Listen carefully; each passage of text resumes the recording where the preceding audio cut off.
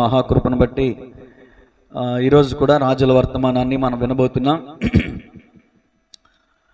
వాక్యంలోనికి వెళ్ళే ముందు నాది దయచేసి ఒక రిక్వెస్ట్, ఇది యూట్యూబ్లో విన్న వాళ్ళు కూడా వినాలి, ఖచ్చితంగా వినాలి, పాటించాలి. ఈరోజు అయ్యగారు పుట్టినరోజు కదా అని చెప్పేసి, అన్నయ్య పుట్టినరోజు కదా అని చెప్పేసి అందరూ స్టేటస్లో పెట్టారు. ఓకే, సంతోషం, మంచిది. నాకు అది సంతోషం కాదు, అది సంతోషం కానే కాదు. ఈ ఎంతో కష్టపడి ప్రయాసపడి వాక్యాన్ని సిద్ధపరిచి యూట్యూబ్ ద్వారా రికార్డ్ చేసి మీకు అందిస్తాను చూసారా, అమ్మ షేర్ చేయండి అమ్మా, కామెంట్ చేయండి అమ్మా, లైక్ చేయండి అమ్మా అంటే మన స్థానిక బిడ్డలే అసలు ఎవ్వరు రెస్పాన్స్ అనేది లేదు. ఎవరు రెస్పాన్స్ అని చూస్తా నేను, ఎవరెవరు స్టేటస్ పెడుతున్నారు, ఎవరెవరికి ఇతరులకి గ్రూపులు పంపుతున్నారు. మీకు ఏమైనా ఖర్చు అవుద్దా చెప్పండి? మీకు ఏమైనా 10 రూపాయలు ఖర్చు అవుద్దా ఇప్పుడు ఒక వీడియో షేర్ చేస్తే? ఏమండి ఏమయ్యా, ఏమండి ఒకసారి అన్నా చేశారా? ఎన్నిసార్లు పెట్టాను గ్రూపులో? ఎందుకంటే ఒక యూట్యూబ్ ఇలా వివరించి చెప్పాడు. 2022లో ఒక ప్రాసెస్ ఉంది, 2023లో ఒక ప్రాసెస్ ఉంది, 2024లో ఒక ప్రాసెస్ ఉంది. 22లో లెంత్ ఎక్కువ ఉన్న వీడియోలు ఎక్కువగా షేర్ చేశాడు, అంటే యూట్యూబ్ వాడే పంపిస్తాడు అనేక మందికి, మనం పంపకుండానే. 2024 అలా కాదు, షార్ట్ వీడియోలు ఎక్కువగా, నిజమే, పెట్టిన ఒక అరగంటకి నాకు 2000, 3000 వ్యూస్ వెళ్ళాయి. కానీ 2024 అలా కాదు. ఎవరైతే కామెంట్ చేస్తారో, ఎవరైతే ఇతరులకి షేర్ ఎక్కువగా వెళ్తుందో ఆ వీడియోనే యూట్యూబ్ వారు ఎక్కువగా షేర్ చేస్తారు. మీరు ఎందుకు షేర్ చేయమన్నారని పాస్టర్ గారు అంటే, నాకేదో డబ్బులు వస్తాయని కాదు, నలుగురు దేవుని వాక్యాన్ని వింటారని. ఒకవేళ మీరు పంపిన వాక్యాన్ని ఎవరైనా విని వాళ్ళు మారు మనసు పొంది రక్షణ పడ్డారనుకో, ఆ కిరీటం ఎవరిదే? చెప్పట్లే, ఎవరు ఒకటి పంపడం ఇష్టం లేదా? మీకే కదా. దయచేసి 2 చేతులు జోడని చెప్తున్నా, ఏదో లాభాన్ని అపేక్షించి కాదు, స్వలాభాపేక్షతో నేను ఈ మాట చెప్పట్లేదు. నా ఆత్మ బిడ్డలు నా మాట వింటారు అనుకుంటున్నా. యేసుప్రభులు వారు అన్నారు, నా గొర్రెలు నా స్వరం వినును అని. సతీష్ కుమార్ గారి విశ్వాసాలు చూడండి, ప్రతిరోజు అనుదిన వాక్యం స్టేటస్లో ఉండకుండా ఉండదు చాలామంది. ఎందుకంటే అంత ప్రేమిస్తారనమాట దైవజనం. ఆఫ్టర్ ఆల్ కదా, నేను చిన్నోని కదా, పెద్ద సేవకుని కాదుగా, రెవరెండు బిషప్ కాదు కదా నేను. పోనీ మీకు ఒక డౌట్ ఉండాలి, మన పాస్టర్ పెద్ద సబ్జెక్ట్ చెప్పడు, సోది మాటలు చెప్తాడు, పిట్టకథలు చెప్తాడు, వల్గర్గా మాట్లాడతాడు, కాంట్రవర్షియల్ ఎక్కువగా మాట్లాడుతూ ఉంటాడు, వీడి వాక్యం మనం పెడితే మనకు చుట్టుకుంటారా బాబు అంటే పోనొద్దు. మాటలు ఏమన్నా ఉన్నాయా? వల్గర్గా ఉన్నాయా? వివాదాస్పదమైన వీడియోలైనా చేస్తున్నానా? చేయట్లేదు కదా. అలా చేయట్లేదంటే మీ మనసుకు అనిపిస్తే, దేవుడు మీ హృదయాన్ని ప్రేరేపిస్తే, ఈ రోజు నుంచి అయినా ప్రతి ఆదివారం, ప్రతి శనివారం వాక్యాన్ని మీ ఫ్రెండ్స్కి, మీ శ్రేయోభిలాషులకి, మీ బంధువులకి, మీరున్న గ్రూపులకి షేర్ చేయండి. మీకు డబ్బులేమీ ఖర్చు అవ్వవు. దేవునికి స్తోత్రం కలుగునుగా. సరే, ఈరోజు ట్రై చేస్తా, చూస్తా ఎంతమంది మాట వింటారనేది. దేవునికి స్తోత్రం చెప్పండి గట్టిగా. సరే, వాక్యంలోనికి వెళ్ళిపోదాం అనిపించింది. సరే, ఈరోజు సంఘబిడ్డల్లో చాలామంది ప్రయాణంలో ఉన్నారు కదా, శనివారం ఆదివారం కూడా వాక్యాన్ని ఏదన్నా వచ్చిన ప్రసంగం చెప్దాం అనుకున్నా. కానీ పరిశుద్ధాత్మ దేవుడు బలంగా, ఒక్కళ్ళున్నా యేసుప్రభులు వారు ఏం చేశారు, ఒక్కరున్నా సువార్త చెప్పారుగా, నేను ఎందుకు ఆపాలి అని చాలా ప్రయాసపడి దేవుని కృపలో ఈ వాక్యాన్ని సిద్ధపరచడం జరిగింది. అతి తక్కువ మంది ఉండొచ్చు, అయినప్పటికీ నో ప్రాబ్లం. ఎంతమంది ఉన్నారు అనేది ప్రాముఖ్యం కాదు, ఎంతమంది శ్రద్ధగా వాక్యాన్ని విన్నారు అనేది ప్రాముఖ్యం. ఈరోజు 1 కాదు 2 కాదు, ఇంచుమించు 5-6 అధ్యాయాల చరిత్ర చెప్పాలి. ఈ 5-6 అధ్యాయాలు 5-6 వారాలు చెప్పొచ్చు. చెప్పిందే చెప్తున్నాడు ఈ పాస్టర్, చెప్పినోడు గురించే చెప్తున్నాడు అని మీరు కొంచెం ఇసుకుతున్నారేమో మనసులో అనిపిస్తుంది నాకు. అందుకనే ఈ 5-6 అధ్యాయాలని మిక్సీలో వేసి ఒక గ్లాస్ జ్యూస్ మాత్రమే ఇస్తున్నా. దేవుని స్తోత్రం చెప్పండి. అంటే ఈ 5-6 అధ్యాయాలను మిక్సీలో వేసి ఒక మాట తీసుకున్నా, ఒకే మాట, భక్తిహీనుడైన యెహోరాము.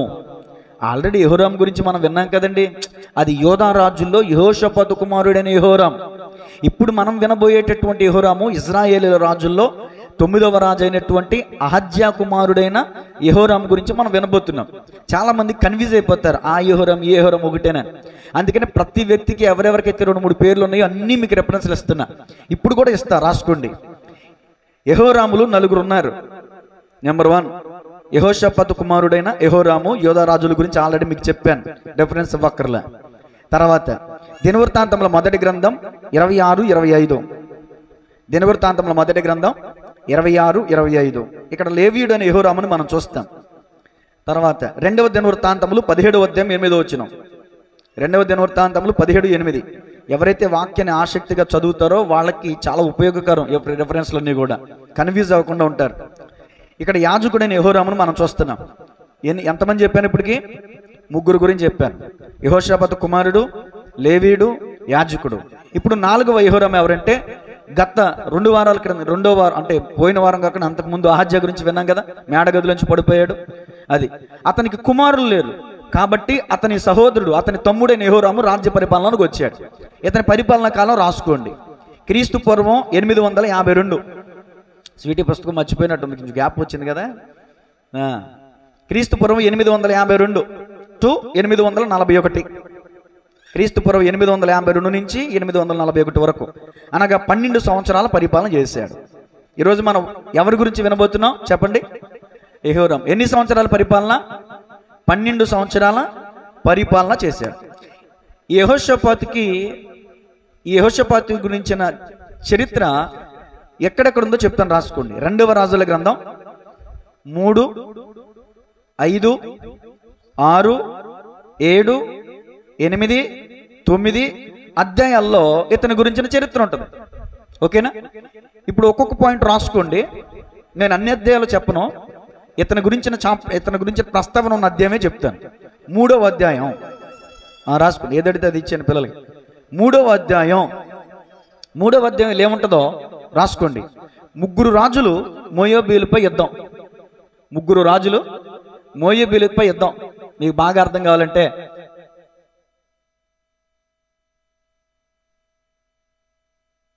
ఏ వారానికి కావలసిన వాక్యం వారానికి వచ్చేస్తాడు దేవుడు. హల్లెలూయా. ఇజ్రాయిల్ రాజు, యూదుల రాజు, ఎదోమిల రాజు, ఈ 3 రాజులు కలిపి మోయాబు రాజు మీదకి యుద్ధానికి వెళ్తారు. ఇది 3వ అధ్యాయంలో చూస్తాం. ఓకేనా? 4వ అధ్యాయంలో ప్రవక్త శిష్యుని భార్య గురించి ఉంటుంది, శూన్యమిరాల గురించి ఉంటుంది. అది మనకి ఇంపార్టెంట్ కాదు, ఎందుకంటే యెహోరాము గురించి ఉండదు. 4వ అధ్యాయం ఇంటూ కొట్టేసుకోండి. 5వ అధ్యాయంలో సిరియా రాజు ఇజ్రాయిల్ రాజుకి ఒక వర్తమానం పంపిస్తాడు, ఒక పత్రిక పంపిస్తాడు. ఏంటి పత్రిక? తన సైన్యాధిపతి కుష్ఠరోగంతో ఉంటాడు. ఆ నయమన్ ఇంట్లో బానిస పిల్ల ఉంటుంది. ఆ పిల్ల చెప్పుద్ది, షోమ్రోను పట్టణంలో ఒక దైవజనుడు ఉన్నాడు, అతని దగ్గరికి నా వెళ్ళిన వాళ్ళు వెళ్తే బాగుపడతారని చెప్పింది. ఆ మాటలు రాజుకు చెప్పాడు. రాజు, ఈ సిరియా రాజు ఇజ్రాయిల్ రాజుకి వర్తమానం పంపిస్తాడు. ఆ వర్తమానం విన్న ఇజ్రాయిల్ రాజు వస్త్రాలు చింపుకుంటాడు. నేనేమన్నా దేవుడినా చంపడానికి బతికించడానికి అని వస్త్రాలు చింపుకుంటాడు. ఇది 5వ అధ్యాయంలో ఉంటుంది. 6వ అధ్యాయంలో ప్రస్తావన చెప్తాను, రాసుకుని మీకు అర్థం అవడానికి కూరినే ఆ పాయింట్స్ రాసుకుని ఉపద్ఘాతం కింద రాసుకోండి. 6వ అధ్యాయంలో 3 పారాగ్రాఫ్లు ఉంటాయి. మొదటి పారాగ్రాఫ్లో ఎలీషా శిష్యులు ఉంటారు. ఆ ఎలీషా శిష్యులకి ప్లేస్ సరిపోదు, వారు వెళ్ళి గొడ్డలు పట్టుకుని కొమ్మను అరుగుతారు, గొడ్డలు మునిగిపోద్ది. ఎలీషాకి చెప్తారు శిష్యులు వచ్చి, అయ్యా అది ఎరువు తెచ్చింది అంటే కొమ్మ అక్కడ వేస్తే గొడ్డలు తేలుతుంది. అది మొదటి పారాగ్రాఫ్, అది మనకి సంబంధించింది కాదు, అంటే యెహోరాముకి సంబంధించింది కాదు. 2వ పారాగ్రాఫ్ మనకు సంబంధించింది. 2వ పారాగ్రాఫ్లో ఏముంటుందంటే, సిరియనులు ఆలోచన చేస్తారు ఏదో ఒక విధంగా ఇజ్రాయిల్ని ముట్టడేయాలి అని. అరే పలానా చోటుకి వెళ్ళి ముట్టడేయండిరా అని సిరియా రాజు చెప్తాడు. ఆ సంగతి పరిశుద్ధాత్మ ద్వారా తెలుసుకున్నటువంటి ఎలీషా రాజుకు కౌరంపుతాడు, ఆ స్థలానికి వెళ్ళకండి, శత్రువులు అక్కడ చుట్టుముట్టున్నారని రాజు చెప్తాడు. రాజు అక్కడున్న వారిని తెలుసుకుని అక్కడికి వెళ్ళడం, రాజు అలా అలా 2-3 పర్యాలు జరుగుద్ది. 3వ పారాగ్రాఫ్కి వచ్చేసరికి పూర్తిగా సిరియనులు ఇజ్రాయేలుని ముట్టడేసేస్తారు. అప్పుడు షోమ్రోన్లో చాలా కరువు కలిగింది. బయటకు వస్తే శత్రువులు ఉంటారు, బయటికి వెళ్ళి కష్టపడడానికి లేదు, ఏమి తెచ్చుకోవడానికి లేదు, రాకపోకలు బంధు, వ్యాపారాలు బంధు, అన్ని బంధు. ఇప్పుడు కరువు వచ్చింది, మొత్తం ఉన్న ఆహారం అంతా అయిపోయింది. ఉన్న ఆహారం అంతా భయంకరమైన కరువు అనమాట. ఇది 6వ అధ్యాయంలో మనం చూస్తాం. 7వ అధ్యాయంలో ఎలీషా ఆహారము గురించిన ప్రవచనం రాసుకోండి. ఎలీషా ఆహారమును గురించిన ప్రవచనం. తర్వాత సైన్యాధిపతి అవిశ్వాసం చూపిస్తాడు. అక్కడ సైన్యాధిపతి అవిశ్వాసం అని కూడా రాసుకోండి, మీకు అర్థమైపోద్ది ఈజీగా. రాజు నమ్ముతాడు కానీ పక్కన ఉన్న సైన్యాధిపతి నమ్మడం. తర్వాత 4 కుష్ఠరోగుల సంగతి కూడా ఇదే అధ్యాయంలో చూస్తాం. 4 కుష్ఠరోగుల ఐక్యత రాసుకోండి. 4 కుష్ఠరోగుల ఐక్యత. ఓకే. 8వ అధ్యాయం సిరియా రాజు బెన్హదదు రోగి అయి ఉంటాడు. నేను బాగుపడతానా లేదా అని హజేల్ని వెళ్ళి ఎలీషాతో అడిగి రమ్మంటాడు. ఎలీషా అంటాడు, అతను బాగుపడడం సరికాదు కదా, నువ్వే అతన్ని చంపేస్తావు, లేకపోతే నువ్వు రాజు అవుతావు, నువ్వు ఇజ్రాయేల్ని చంపేస్తావు, కళ్ళంటే నీళ్ళు పెట్టుకుంటాడు ఎలీషా. హజయేలు పట్ల ఒక ప్రవచనం చెప్తాడు. ఇది 8వ అధ్యాయం. 9వ అధ్యాయంలో యెహోరాము రోగి అయి ఉంటాడు. యెహూ ద్వారా దేవుని తీర్పు వస్తుంది. యెహోరాము చచ్చిపోతాడు. ఇదండి 1, 2, 3, 4, 5, 6 అధ్యాయాల చరిత్ర మీకు ఉపోద్ఘాతంగా 2-3 నిమిషాలు చెప్పేశాను. అలాగే ఒక 45 నిమిషాల్లో ఇతని గురించిన డెప్త్గా, అంటే ఇతను ఎలాంటి వాడు, ఇతని స్వభావం ఎలాంటిది, ఇతని గుణం ఎలాంటిది, ఇతని గురించిన వివరణ ధ్యానిస్తున్నప్పుడు మనం ఏం నేర్చుకోబోతున్నాం అన్ని విషయాలు చెప్తాను. మీరు శ్రద్ధగా ఆలకించాలి సుమా. పిల్లల వైపు మీరు చూడకండి, నేను కూడా వాళ్ళని పట్టించుకోను. దేవుని స్తోత్రం చెప్పండి గట్టిగా. ఇప్పుడు 3వ అధ్యాయాన్ని మనం ధ్యానం చేయబోతున్నాం. మొట్టమొదటి మాట రాసుకోండి, భక్తిహీనుడైన యెహోరాము. ఇప్పుడు ఈ అధ్యాయాలన్నిటికీ కూడా ఈ పదాన్ని, ఈ అంశాన్ని నేను ప్రస్తావిస్తాను. ఈ అంశాన్ని నేను ఎక్కువగా పదే ఉపయోగిస్తాను. ఈ వాక్యం అంతా కూడా భక్తిహీనత గురించి వస్తుంది. ఎందుకంటే ఇతను భక్తిహీనుడు. ఏమై ఉన్నాడు ఇతను? భక్తిహీనుడు. మీకు ఆధారం ఇవ్వాలిగా. 2వ రాజుల గ్రంథం 3వ అధ్యాయం 1-3 వచనాలు. అహాబు కుమారుడైన యెహోరాము యూదా రాజైన యెహోషాపాతు ఏలుబడిలో, అంటే అక్కడ ఎవరండి? తెలంగాణ ఎవరు? రేవంత్ రెడ్డి గారి పరిపాలనలో. ఆంధ్రప్రదేశ్లో ఎవరో? చంద్రబాబు నాయుడు గారి పరిపాలన చేస్తున్నారు. అలాగే యూదా రాజ్యంలో యెహోషాపాతు ఏలుబడి చేస్తున్న సమయంలో ఇజ్రాయేలీల రాజ్యంలో ఎవరు ఏలుబడిలోకి వచ్చారు? యెహోరాము ఏలుబడిలోకి వచ్చాడు అనమాట. అది దాని అర్థం. ఓకే. 18వ సంవత్సరం ముందు షోమ్రోన్లో ఇజ్రాయేలు వారికి రాజై 12 సంవత్సరములు ఏలిను. ఇతడు తన తల్లిదండ్రులు చేసిన ప్రకారము చేయక, అంటే అంత దుర్మార్గంగా చేయలేదు, కానీ తన తండ్రి నిలిపిన బయలుదేవతా స్తంభమును తీసివేసును. గానిలో ఉంది పెద్ద కూని. యెహోవా దృష్టికి చెడుతనము చేయుట మానకుండెను. ఇజ్రాయేలు వారు పాపం చేయుటకు కారకుడగు నెబాతు కుమారుడైన యెరోబాము చేసిన పాపములను విడువక చేయుచునే వచ్చెను. ఇప్పుడు నా వైపు చూడండి. విడువక చేయుచునే వచ్చును అనే మాటను నోట్ చేసుకోండి. విడువక చేయుచునే వచ్చును. ఈ మాటలో ఉన్న అంతరార్థం మీకు అర్థం అవ్వాలంటే, తాత తాగి చచ్చాడు, నాన్న తాగి చచ్చాడు, కొడుకు తాగి చచ్చాడు, మనవడు తాగి చనిపోయాడు. ఏమర్థమైంది ఇప్పుడు మీకు ఇక్కడ? వీళ్ళు వంశం తరతరాలు ఏం చేస్తున్నారు? విడవకుండా మద్యపానాశక్తులుగా ఉంటున్నారు. మా తాత చనిపోయాడు తాగి నేను చనిపోకూడదని ఇంగిత జ్ఞానం, బుద్ధి జ్ఞానం ఎవరికి రావాలి? కొడుకు రావాలి, లేకపోతే మనవడికి రావాలి, ఉండాలిగా. అంటే యెరోబాము చేసినటువంటి క్రియలు ఏవైతే ఉన్నాయో, యెరోబాము తాత కాదులే కానీ పూర్వీకులు అనమాట. ఇతనికి ముందుగా ఇజ్రాయేలీల రాజ్యం విడిపోయిన తర్వాత, యూదా ఇజ్రాయేల్ రాజ్యం విడిపోయిన తర్వాత ఇజ్రాయేలీల రాజ్యంలో మొట్టమొదటి రాజు యెరోబాము. ఈ ఇజ్రాయేలీలు ఎక్కడ యూదా రాజ్యంలోనికి వెళ్ళిపోతారో, రెహబాము తట్టు తిరిగిపోతారేమో, యూదా రాజ్యంలోకి వెళ్ళిపోయి యెరూషలేం దగ్గరికి వెళ్ళి దేవుణ్ణి ఆరాధించడానికి వెళ్ళిపోతారేమో అని భయం వేసి యెరోబాము ఏం చేశాడంటే 2 దూడబొమ్మలను నిలబెట్టాడు. ఇవే ఐగుప్తు నుంచి మిమ్మల్ని విడిపించినవి ఇవే అని అంటాడు. ఇక ఇజ్రాయేల్ అందరూ కూడా ఆ దూడబొమ్మకి ఆరాధన చేస్తారు. అంటే ఇప్పుడు యెహోరాము కూడా, అహాబు మనవడు అహజ్యా కుమారుడైనటువంటి యెహోరాము కూడా యెరోబాము చేసిన క్రియలను విడువక చేస్తున్నాడంటే ఇతనికి కామన్ సెన్స్ లేదు, ఆలోచన లేదు, బొత్తిగా చెడిపోయినటువంటి హృదయం. యెహోవా దృష్టికి చెడుతనము మానకుండెను. అలాగే యెరోబాము క్రియలు విడువక చేయించు వచ్చును. మానక విడువక ఈ 2 మాటలు గుర్తుపెట్టుకోండి. మీరు నేను కూడా చాలా విషయాలు, శరీర స్వభావమైనటువంటి విషయాలను కొన్ని విడిచిపెట్టం. కొన్ని మానాలి, కొన్ని విడిచిపెట్టాలి, తప్పదు. నేను విడవను అంటే అర్ధాంతరంగా 12 సంవత్సరాల తక్కువ వయసులోనే ఇతని కాలాన్ని ముగించుకుని వెళ్ళిపోయాడు. 12 సంవత్సరాల వయసులోనే, క్షమించాలి, 12 సంవత్సరాల పరిపాలనలోనే. 40 సంవత్సరాలు పరిపాలన చేశారు, 52 సంవత్సరాలు పరిపాలన చేసిన వాళ్ళు ఉన్నారు. కానీ ఇతను ఎన్ని సంవత్సరాలు పరిపాలన చేశాడు? అతి తక్కువ. కారణం ఏంటి? భక్తిహీనత అని చెప్పచ్చు.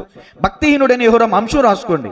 ఇతని గురించిన టైటిల్, నేను ఈ రోజు వాక్యానికి పెట్టిన టైటిల్ ఏంటంటే భక్తిహీనత లేదా భక్తిహీనుడైన యెహోరాము. చూడండి, కీర్తనల గ్రంథం 18:21. నేను మీకు ప్రతిదీ ఎవిడెన్స్ ఇస్తాను. అధ్యాయాలన్నీ చదివితేనే గంట టైం పట్టింది, కానీ నేను చదివించట్లా. నేను గ్రూపులో పెట్టాను, ఈ అధ్యాయాలన్నీ చదువుకురండి అని. ఎంతమంది చదువుకొచ్చారు? ఒకసారి చేతులు చూపించాను. చదువు వచ్చిన వాళ్ళు, సెల్ ఫోన్లో చూసిన వాళ్ళు. అవ్వా, ఒక్కళ్ళు చదువుకు రాలా. నిన్న పెట్టాను తాతయ్య గారు నేను, ఎందుకంటే ఇంత మ్యాటర్ చెప్తుంటే ఎవరికి ఎక్కదు, మైండ్కి ఎక్కదు. అది చదువులేని వాళ్ళకేమో చదువుకోవాలని ఆశ, చదువుకున్న మీకేమో గ్రూపులు పెట్టాక నేను ఎద్దేయాలని చదువుకండి, మీకు బాగా అర్థమైద్దని. ఇప్పుడు చదవకండి, నా వైపు చూడండి. దేవుని స్తోత్రం చెప్పండి గట్టిగా.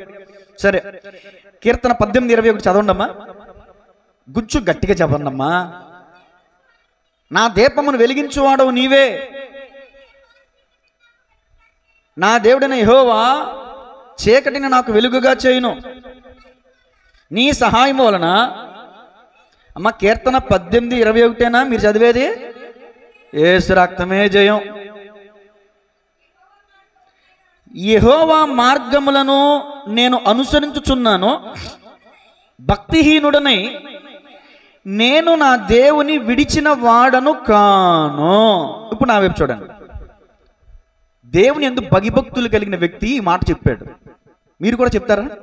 నాతో పాటు చెప్పండి. యెహోవా మార్గములను నేను అనుసరించుచున్నాను, భక్తిహీనుడనై నేను నా దేవుని విడిచిన వాడను కాను. బాగా చెప్పారు. నిజంగా మీరు మార్గాలు అనుసరిస్తున్నారా? నిజంగా మీరేం విడిచిపెట్టలేదా? ఇప్పుడు వినండి, ఎవరు భక్తిహీనుడో చెప్తాను వినండి. భక్తుడైన వ్యక్తి అంటాడు, భక్తిహీనుడనే నేను నా దేవుని విడిచిన వాడను. ఎవరైతే దేవుని మార్గములను అనుసరించట్లేదో వారు విడిచిపెట్టిన వారు. యేసు రక్తమే జయం. చూడండి, ప్రతిరోజు ప్రార్థన చేస్తున్నారా? సమాధానం చెప్పండి. చేస్తున్నాం అని చెప్పండి, లేకపోతే లేదని చెప్పండి. అమ్మా ఏంటి అరసూత్తారు, కొడతాను, కొట్టేస్తారండి నన్ను. కొంచెం గట్టిగా చెప్పు. ప్రతిరోజు ప్రార్థన చేస్తున్నారా? ప్రతిరోజు వాక్యం చదువుతున్నారా? వారానికి 1, 2, 3 పర్యాలు ఒక్కసారి ఉపవాసం ఉంటున్నారా? ప్రతి వారం దేవుని మందిరానికి వస్తున్నారా? మానక ప్రతి ఆదివారం మందిరానికి వస్తున్నారా? మీ కష్టార్జితులు నమ్మకంగా 10వ భాగం దేవునికి ఇస్తున్నారా? ఎవరో చెప్పట్లా.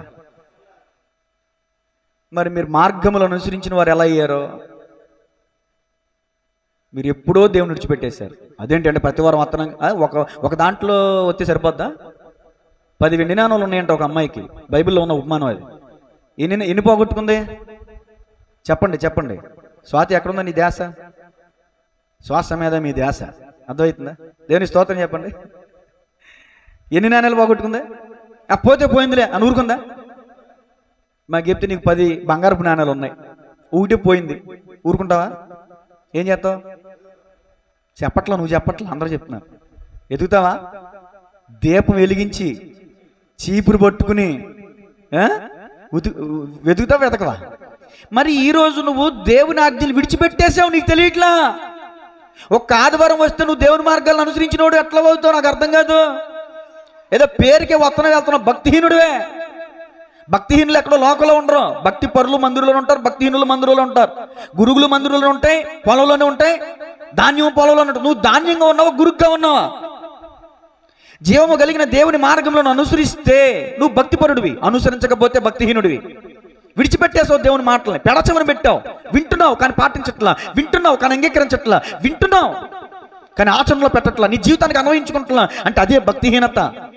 ప్రతిరోజు అన్నం తింటాం, ప్రతిరోజు స్నానం చేస్తాం, ప్రతిరోజు పడుకుంటాం, నిద్రపోని రోజంటూ ఉండదు, తిండి తినని రోజంటూ ఉండదు, స్నానం చేయని రోజంటూ ఉండదు.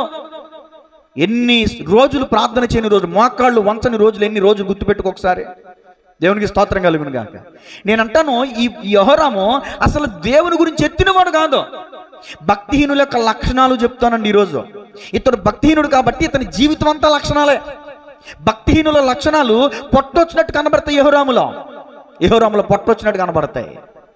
అర్థమవుతుంది అన్నమాట. అది ఇప్పుడు మిమ్మల్ని మీరు ప్రశ్నించుకోండి. నేను నా దేవుని మార్గంలో అనుసరించేవాడనా, లేదా నా దేవుని మార్గాన్ని విడిచిపెట్టానా? విడిచిపెడితే నేను భక్తిహీనున్నే అని మీ హృదయాలు మీరు ఒకసారి ప్రశ్నించుకుని ఆ స్థితులు మీరు ఉంటే ఒప్పుకుని దయచేసి విడిచిపెట్టండి. దేవునికి స్తోత్రం చెప్పండి గట్టిగా. ఓకే, ఇప్పుడు 2వ రాజుల గ్రంథం సబ్జెక్ట్లోకి వద్దాం. 3వ అధ్యాయము 8 నుంచి కొన్ని విషయాలు చదవండి. 3వ అధ్యాయము 8 నుంచి. మనం ఏ మార్గమున పోవుదమని యెహోషాపాతు అడగగా, ఎదోము అరణ్య మార్గమున పోవదమని చెప్పాను. ఇజ్రాయేలు రాజును యోధా రాజును ఎదోము రాజును బయలుదేరి 7 దినములు చుట్టూ తిరిగిన తర్వాత వారితో కూడా ఉన్న దండు వారికి పశువులకును నీళ్లు లేకపోయిను. ఇజ్రాయేలు రాజు కటకట. ఏమనుంది ఇక్కడ? కొంచెం నాతో చెప్పండి మాట, వెనకాల చెప్పండి. కటకట అంటే ఏంటి దాని అర్థం? మనం అంటాము టకటక మని బలి చెప్పేసాడే అంటాం చూడండి. అబ్బా, ప్రశ్న అడగగానే టకమ్మని చెప్పేశాడు సమాధానం. చూడండి, మీకు అర్థం అవడం కోసం చెప్తున్నా. టక అంటే చాలా స్పీడ్గా రియాక్ట్ అవుతారు అనమాట. చాలా స్పీడ్గా రియాక్ట్ అయ్యాడు ఇక్కడ. కట ఏమన్నాడు ఇక్కడ? ముగ్గురు రాజులమైన మనలను మోయాబీల చేతికి అప్పగింపవాలనని యెహోవా మనలను పిలిచిననగా. ఇప్పుడు సబ్జెక్ట్ చెప్తాను, సందర్భం చెప్తాను, ఆ వైపు చూడండి. ఇజ్రాయేల్ రాజు మోయాబీల రాజు మీదకి యుద్ధానికి వెళ్ళాలనుకున్నాడు. డెప్త్ బలం సరిపోలా, స్ట్రెంత్ సరిపోలా. యోధారాజు కౌరంపాడు. మీకు జ్ఞాపకం వస్తుందా? అహాబు రాజు రామోత్గిలాదు మీదకి వెళ్ళినప్పుడు యెహోషాపాతు వియ్యంకుడు కదా, యెహోషాపాతుని అడిగితే నేను వస్తాను అన్నాడు. అహాబుతో వియ్యముందాడు కదా, వేంకుడు కదా, వెళ్ళాడు. ప్రాణాపాయం వచ్చిందా రాలేదా? వచ్చాకైనా తర్వాత ఉండాలా? అహాబు కుమారుతో అహజ్యతో కూడా స్నానం చేశాడు. అక్కడికైనా బుద్ధి వచ్చిందా? ఆ అహజ్య సహోదరుడైన యెహోరాముతో కూడా సహవాసం చేశాడు. యెహోషాపాతులో ఉన్న నెగిటివ్ మాట ఏంటంటే అదే. ఇప్పుడు యెహోషాపాతు కౌరంపాడు, రాజా నేను మోయాబు దేశానికి యుద్ధానికి వెళ్తున్నాను, నాతో వస్తావా అంటే యెహోషాపాతు ఏమన్నా తెలుసా? మీ నాన్నతో కూడా వెళ్ళాను, ప్రాణం మీదకి తెచ్చుకున్నాను, మీ అన్నతో స్నేహం చేశాను, నష్టపోయాను, ఓడలు కూలిపోయిన మధ్యలో, నువ్వు కూడా ఇప్పుడు రమ్మన్నావు, నేను రాను అని చెప్పాలి జ్ఞానం కలిగినోడు అయితే. ఒక దారిలో వెళ్తే నీకు దెబ్బ తగిలింది, అదే దారిలో మళ్ళీ వెళ్తావు చూస్తావా? అక్కడ ఆల్రెడీ పెట్టారు, రోడ్డు ప్రమాదకరమైంది, ఇటు వెళ్ళొద్దని పెట్టారు బోర్డు, అయినా వెళ్ళాం, దెబ్బ తగిలి మళ్ళీ వెళ్తావా? రెండోసారి మంచి మార్గంలో వెళ్తావుగా. ఈయనకి ఎన్నిసార్లు దెబ్బ తగిలిన బుద్ధి రావట్లా. యెహోషాపాతు ఏమన్నా తెలుసా?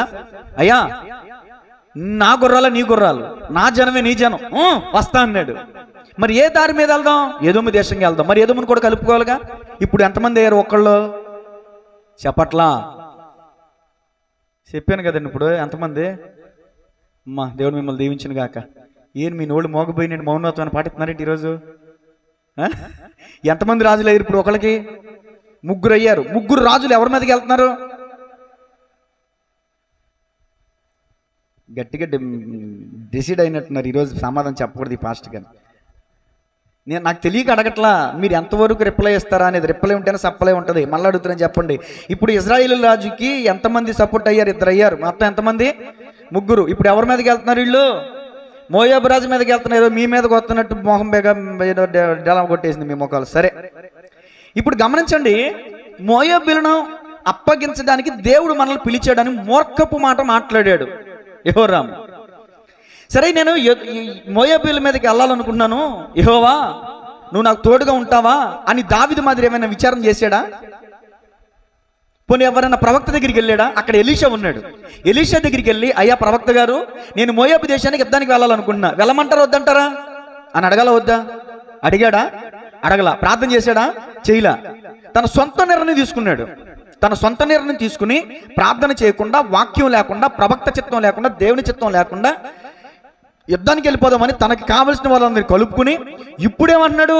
నీళ్లు లేకపోయేసరికి యెహోవా మనల్ని మోయాబీల చేతికి అప్పగించడానికి దేవుడు మనల్ని పిలిచాడని చెప్తున్నాడు. దేవుడు ఇతను పిలిచాడా?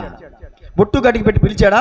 నువ్వు వెళ్ళి మోయాబు రాజుకి యుద్ధానికి వెళ్ళు, నేను అప్పగించేస్తాను ఆ రాజుకని. మూర్ఖపు మాటలు దయచేసి మీ నోట రానిక్కమని వాక్యం సెలవిస్తుంది. చాలా మంది ఈ రోజున దేవుడి గురించి ఎక్కువగా మాట్లాడతారు.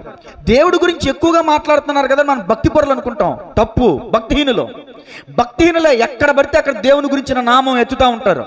ఎక్కడ పడితే అక్కడ, ఎలా పడితే అలా భయంకర నవ్వులాడుకుంటారు. అక్కడ నిర్గమకాండం 20 ఏమో తెలుసా? యెహోవా నామమును వ్యర్థముగా ఉచ్చరింపకూడదు. నీవలి నావలి ఆయన మనిషా ప్రతిసారి ఆయన జోక్యం చేయడానికి చీటికి మాటికి చీటి ప్రతి దాంట్లో దేవుడు దేవుడు దేవుడు అంటారు. దేవుని యొక్క సందర్భాలను తీసుకొచ్చేస్తాడు. వీళ్ళేదో పరిశుద్ధులైనట్టు దేవుని వాక్యాలను ఎత్తిపెట్టుకొచ్చేస్తారు. ఎక్కడ పడితే అక్కడ, ఏ నోటితో పడితే ఆ నోటితో. ఓ పక్క స్మోక్ చేస్తూ ఉంటాడు, ఓ పక్క దేవుని వాక్యం మాట్లాడతాడు, ఓ పక్క తాగుతూ ఉంటాడు, ఓ పక్క దేవుని గురించి మాట్లాడుతూ ఉంటాడు. భక్తిహీనత అది. ఈ వ్యక్తి యెహోరాము ప్రార్థించేవాడు కాదు, నెంబర్ 1. ఈ వ్యక్తి ప్రవక్తను సంప్రదించేవాడు కాదు, నెంబర్ 2. ఈ వ్యక్తి భక్తిహీనుడు. యెహోవా మార్గములను అనుసరించడం మానేసి బొత్తిగా దేవుని విడిచిపెట్టాడు. యెహోవాను అనుసరించడం మానేశాడు, దేవుని విడిచిపెట్టేశాడు. భక్తిహీనుల నోటమట ఈ మాటలు వస్తాయి. ఏ మాటలు వస్తాయి? దేవుడే మనల్ని అప్పగించడానికి పిలిచాడయ్యా మనల్ని. ఇప్పుడు స్వభావ సిద్ధంగా విశ్వాసులు లేదా అవిశ్వాసులు లోకంలో ఉన్న వాళ్ళు మాట్లాడే మాటలు చెప్తాను, వినండి. దయచేసి జాగ్రత్తగా వినండి. ఏదైనా వ్యాపారం స్టార్ట్ చేసేటప్పుడు ప్రార్థన చేయరు, దైవజనుని సంప్రదించరు. ఆ వ్యాపారంలో నష్టం వచ్చేసరికి ఏమంటారు? దేవుడే నట్టేట మనల్ని ముంచేశాడు అక్క చెల్లె. దేవుడు చెప్పాడా నీకు ఆ వ్యాపారం చేయమని? కళ్ళకు వచ్చి చెప్పాడా? దర్శనంలోకి వచ్చి చెప్పాడా? ఆ ఉద్యోగానికి వెళ్ళి ఆ వ్యాపారం చేయి, ఇది చేయి, అది చేయమని. నీ ఇష్టానుసారంగా నువ్వు వెళ్ళావు, నీ ఇష్టానుసారంగా నువ్వు చేసావు. పెద్దలు చెప్పినా వినవు, దేవుడు చెప్పినా వినవు, దైవజనుడు చెప్పినా వినవు. తీర నష్టం వచ్చిన తర్వాత, తీర చేతులు కాలిన తర్వాత ఆకలి పట్టుకుంటే ఏం ఉపయోగం? దేవుని సంప్రదించాడు యెహోరాము. చాలా మంది ఉపయోగం లేని మాటలు, భక్తిహీనులే ఇలాంటి మాటలు మాట్లాడతారు. దేవునికే నా మీద దయాజాలి లేదే, దేవుడికే నేనంటే బాగా కోపం ఎక్కువ అనుకుంటా, దేవుడికి ఎంత పక్షపాతమో నా మీద, నీకెంత ప్రేమో దేవుని మీద. లేవగానే మోకాళ్ళేసి కన్నీళ్ళు కాచి ప్రార్థన చేసేస్తావు, మరి దేవుడి ప్రేమ నీ మీద కురిచేస్తాకి. మాట్లాడితే దేవుడు దేవుడు ఏసయ్య ఏసయ్య అని మాట్లాడితే నీవు ఊపిరి పీల్చినా ఊపిరి ఇడిచినా ఏసయ్య ఏసయ్య నిత్యమో ఏసయ్య నామస్మరణతో బతికేస్తున్నావు. మరి దేవుని కనుదృష్టి ఎప్పుడు నీపై ఉండటానికి? భక్తిహీనుల మీద దేవుని కనుదృష్టి ఉండదు. భక్తిహీనుల నోట ఇలాంటి మూర్ఖపు మాటలు వస్తాయి. దేవుడు నాకు నష్టాన్ని కలగజేశాడు, దేవుడు నన్ను కీళ్ళలో పడేసాడు, దేవుడు నాకు అపాయం పుట్టించాడు, దేవుడు నాకు రోగం పెట్టాడు. ఏముంటావు అక్క, దేవుడికి నా మీద ఎంత పక్షపాతమా? రోగాల కోసమే పుట్టించినట్టున్నాడు నన్ను. పుట్టింది మొదలుకొని, ఊహ తెలిసింది మొదలుకొని రోగాలు రొచ్చి అయిపోయింది నా జీవితం. ఏం బతుకో మా ఐదారు బతుకు. భక్తిహీనులు మాట్లాడే మాటలవి. రోగాలు మనుషులకి కాకపోతే చెట్లకి పుట్లకి వస్తాయా? దేవుడిని నమ్ముకున్నంత మాత్రాన రోగాలు రావా? దేవుడిని నమ్ముకున్న వాళ్ళందరూ ఆరోగ్యంగా ఉన్నారా? వస్తాయి. కష్టాలు వస్తాయి, బాధలు వస్తాయి, అన్నీ వస్తాయి. భక్తిపరుడైతే ఏం మాట్లాడతాడో తెలుసా? అయ్యా చాలా కష్టంలో ఉన్నాను, ఈ కష్టాన్ని ఎదుర్కొనే శక్తి నాకు దయచే ప్రభు అని ప్రార్థన చేస్తాడు. అది భక్తిపరుల లక్షణం. భక్తిహీనుడైతే నాకెందుకు పెట్టావు ఈ కష్టం, నేనేం పాపం చేశాను? నువ్వేం పాపం చేసావు నీకు తెలుసు, కానీ ఒప్పుకోవుగా. యెహోరాము దగ్గరికి వెళ్ళి అసలు మోయాబుల దగ్గరికి వెళ్ళాలనుకున్నా, యుద్ధం చేయాలనుకున్నా, దేవుడు నువ్వు అడిగావా? అడగలేదు. ప్రవక్తను అడిగావా? అడగలేదు. మరి దేవుడి మీద ఎలా నోరెత్తుతున్నావు? కటకట టకాటకమని. మూడో కాళ్ళ మీద వచ్చేస్తారు దేవుడి మీద నిందేయడానికి కొంతమంది. ఆయన కనపడ్డ కదా నిలిచి ఇక్కడ ప్రశ్నిస్తే ఒక్కళ్ళు ఉండమ్మా, నేను కూడా ఆయన వచ్చి ప్రశ్నించడు కదా. అందుకనే మాట్లాడితే చాలా సింపుల్గా దేవుని మీద మాట వదిలేస్తూ ఉంటారు. దయచేసి నోళ్ళు జాగ్రత్త పెట్టుకోండి. టకటకామని చెప్పేసి మాటలు వదిలేమాకండి. దేవుడు చూస్తలేదు కదా, వింటలేదు కదా అనుకోవద్దు. ఆకాశం ఆలకించు, భూమి చెవియకని భూమి ఆకాశాలను సాక్షులుగా పెడుతున్నాడు. జాగ్రత్త. భక్తిహీనుడు కాబట్టి భక్తిహీనమైన మాటలు మాట్లాడుతున్నాడు. దేవుడు మనల్ని మోయాబుల చేతికి అప్పగించాడు అంటున్నాడు. పోనీ ఆ కష్ట సమయంలోనైనా ఆపత్కాలమందు నీవు నాకు మొరపెట్టగా నేను నీకు ఉత్తరం ఇచ్చిదనని దేవుడు చెప్పిన మాటను తలపోసుకుని, ప్రభువా నీ చిత్తం లేకుండా నిన్ను సంప్రదించకుండా ఈ స్థలానికి వచ్చాం, నీళ్లు లేక చచ్చిపోయేలా ఉన్నాం. ఇశ్రాయేలీయులు అరణ్య మార్గంలో నడిచినప్పుడు అరణ్య మార్గంలో 40 సంవత్సరాలు వాళ్ళు పెంచి పోషించావు, 45 సంవత్సరాల వరకు ఆహారం పెట్టావు, బండ నుంచి నీటిని ఇచ్చావు, సముద్రాన్ని 2 పాయలు చేసావు, శత్రువుల నుంచి విడిపించావు, వాళ్ళని సంరక్షించావు. ఇప్పుడు మోయాబుల చేతుల నుంచి మమ్మల్ని రక్షించు, మాకు దప్పిక ఉంది, దాహం తీర్చు అని మోకాళ్ళేసి ప్రార్థన చేస్తే దేవుడు నీటిని పంపించడా? చెప్పండి, పంపించడా? దేవుని శక్తి ఎలాంటిదో తెలుసా? అరణ్యములో త్రోవను, ఎడారిలో నీటి బుగ్గలను పుట్టించగలిగిన వాడైన. గట్టిగా చెప్పలు కూడా దేవుని మహిమపడతా. నువ్వు అనుకుంటావు నీ జీవితం ఎండమావు అయిపోయిందని. ఎండమావులో వంటి పరిస్థితే కావచ్చు, ముందు నువ్వు వెనక అయ్యే పరిస్థితే కావచ్చు. 3 రాజులు ఉన్నారు, అయినా ఉపయోగం ఏముంది? తాగడానికి నీళ్ళు, చచ్చిపోవాలి అక్కడ. ప్రాణాధారం నీరే కదా. ఆహారం లేకపోయినా కొంతకాలం బతకవచ్చు, నీళ్ళు లేకుండా బతకగలరా? ఇప్పుడు యెహోషాపాతు గారు అంటారు, ఈయనలో బెస్ట్ క్వాలిటీ ఇదే. ఈయనలో బెస్ట్ క్వాలిటీ చెప్పండి. ఎవరైనా యెహోవా ప్రవక్తలు ఎవరైనా ఉన్నారు ఇక్కడ? అహాబుని అదే అడిగాడు, ఎవరైనా యెహోవా ప్రవక్తలు ఉన్నాడా?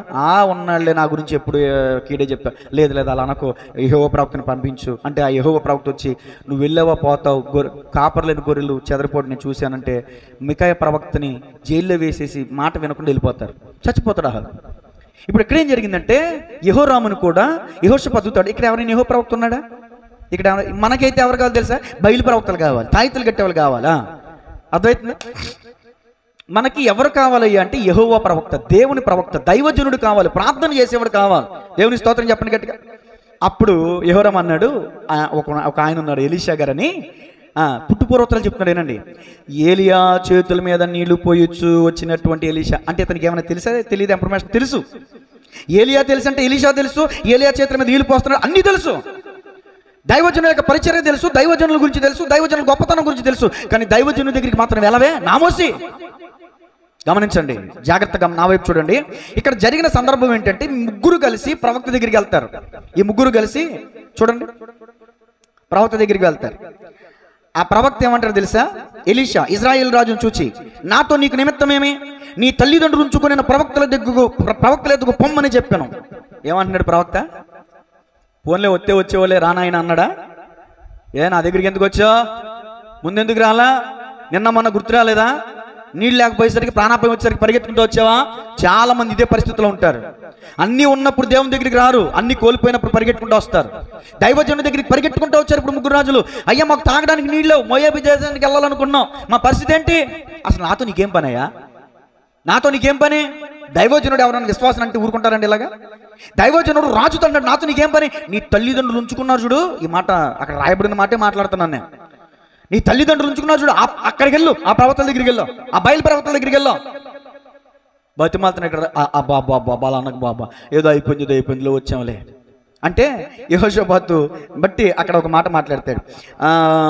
మళ్ళీ ఇక్కడ పిచ్చి మాట మాట్లాడుతున్నాడు చూడండి. అలాగనవద్దు, మోయాబీల చేతికి అప్పగింపవలనని యెహోవా రాజులమైన మా ముగ్గురిని పిలిచినని ఇశ్రాయేలు రాజు అతనితో అన్నప్పుడు మళ్ళీ మరొక మాట, దేవుడే మమ్మల్ని పిలిచాడు మోయాబీల చేతికి అప్పగించడానికి. దయచేసి ఇలాంటి మాటలు అనకండి అమ్మా. నష్టం కలిగినా, రోగం వచ్చినా, బాధ కలిగినా దేవుని మీద వేయకండి అమ్మా నిందా. మిమ్మల్ని మీరు సరి చేసుకోవాలి. దైవజనుడికి వచ్చినప్పుడు కూడా అదే మాట, ఏమండి ప్రార్థన చేయండి మా ఆయన మారాలని, నువ్వు మారాలని ఎప్పుడు అడగవే. ఏమండి ప్రార్థన చేయండి మా అత్తమ్మ, నువ్వు మారాలని ఎప్పుడు ప్రార్థన చేయవే, అడగవే. నోరు మంచిదైతే ఊరు మంచిదంట, నువ్వు మంచిదాని అయితే నీ భర్త ఎందుకు మంచోడు అవడం? ఇక్కడ మనవుడు మంచోడు కాదు, దేవుని మీద నేరం చెప్తున్నాడు. దేవుడు మమ్మల్ని పిలిచాడని మళ్ళీ షటప్ ఎవరు మౌత్ అన్నట్టుగా ఏం మాట్లాడారు చూడండి. అక్కడ ఎలీషా ఇట్లే, నేను ఎవని సన్నిధిని నేను నిలబడి ఉన్నానో ఇశ్రాయేలు దేవుడైన ఆ యెహోవా జీవముతోడు యోధారాజైన యెహోషాపాతును నేను గౌరవము చేయనిడల నిన్ను చూచుటకైనను లక్ష్య పెట్టుటకైన నాకు నేను ఒప్పకపోదు. నాకు మనసు లేదు అసలు. ఏదో నీ వెనకాల యెహోషాపాతు వచ్చాడు కాబట్టి నేను గౌరవించా, ఇంతవరకు నీతో మాట్లాడా. అర్థం చేసుకోండి ఈ మాట. ఇక్కడ ఎలీషా మంచి ప్రవచనం చెప్తాడు, విజయాన్ని ఉద్దేశించి ప్రవచనం చెప్తాడు. మీరు కూడా చాలాసార్లు అనుకోవచ్చు నీ కుటుంబంలో కలిగిన విజయాన్ని బట్టి నీ యొక్క శక్తి, నీ యొక్క బలం అనుకోవచ్చు. కాదు, నీ తల్లిదండ్రులు నీ కోసం చేస్తున్న కన్నీటి ప్రార్థన వల్ల ఇంకా బతికి బట్టగట్టేస్తున్నాను గుర్తుపెట్టుకో. ఈ అపాయ సమయంలో, యుద్ధ వాతావరణంలో, నీళ్లు లేని ఈ ప్రాంతంలో ఎలీషా ఒక ప్రవచనం చెప్పాడు. ఆ ప్రవచనం ద్వారా వీళ్ళందరికీ నీళ్ళు వచ్చాయి. వీళ్ళందరూ కూడా మోయాబీలను జయించారు. కారణం ఏంటి తెలుసా? ఎలీషా మాట. చెప్పండి అందరూ కూడా, కారణం ఏంటి? ఎలీషా మాట. మళ్ళీ చెప్పండి, ఎవరి మాట? ఎలీషా మాట, దేవుని మాట. దేవుని నోట నుండి మాటను సేకరించి దేవుని మాటను ప్రజలకు బోధించేవాడే ప్రవక్త. ఎలీషా గొప్ప ప్రవక్త. ఎలీషా అంటున్నాడు, ఒక వాయిద్యాలు వాయించేవాడిని తీసుకోండి. ఈ వాయిద్యాలు వాయించడం అంటే చాలా మంది నచ్చదు. వాయిద్యాలు వాయిస్తేనే భక్త్యా, కంజరులు మోగిస్తేనే భక్త్యా? వాళ్ళకి తెలియక 150 కీర్తన ఇంటికెళ్ళి చదువుకోండి. తంతి వాయిద్యములతో, సితారతో, స్వరమండలముతో యెహోవాను స్తుతించడానికి ఇన్ని తంతి వాయిద్యాలన్నిటి గురించి రాయబడి ఉంటాయి అక్కడ. ఈ వాయిద్యము వాయిస్తుండగా జరిగే గొప్ప విషయం ఏంటి తెలుసా? దురాత్మలు ఉంటే పారిపోతాయి. చెప్పండి గట్టిగా. ఎగ్జాంపుల్ ఏమన్నా? దావీదు సితారా వాయించినప్పుడు ఏమైంది? సౌలుకు పట్టిన దురాత్మ. అది వాయిద్యాలు వాయించాలి. వాయిద్యాలు లేకుండా ఆరాధన ఏంటో నాకు అర్థం కాదు.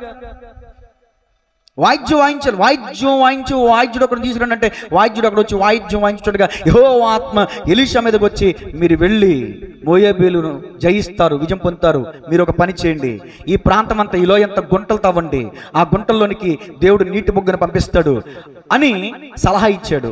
ఈ రాజులందరూ కూడా వెళ్ళారు, గుంటలు తవ్వారు.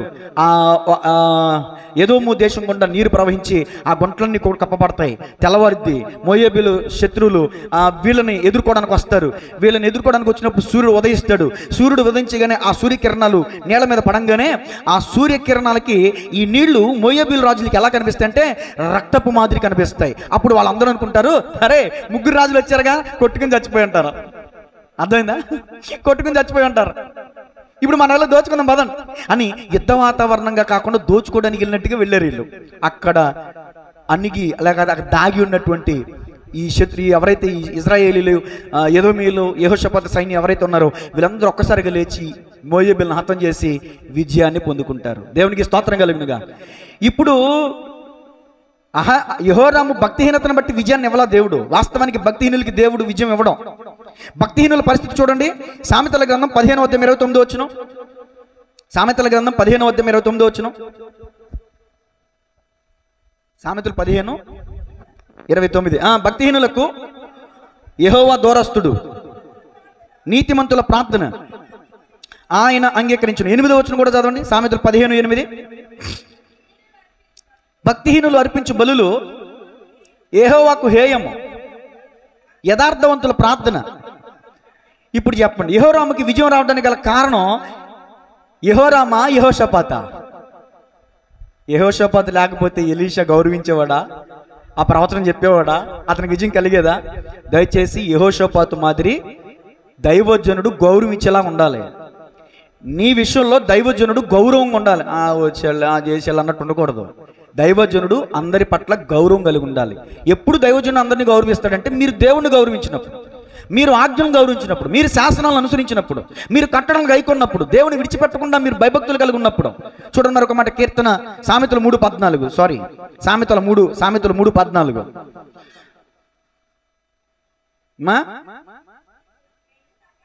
సామెతలు గ్రంథం 3:14 చదవండి.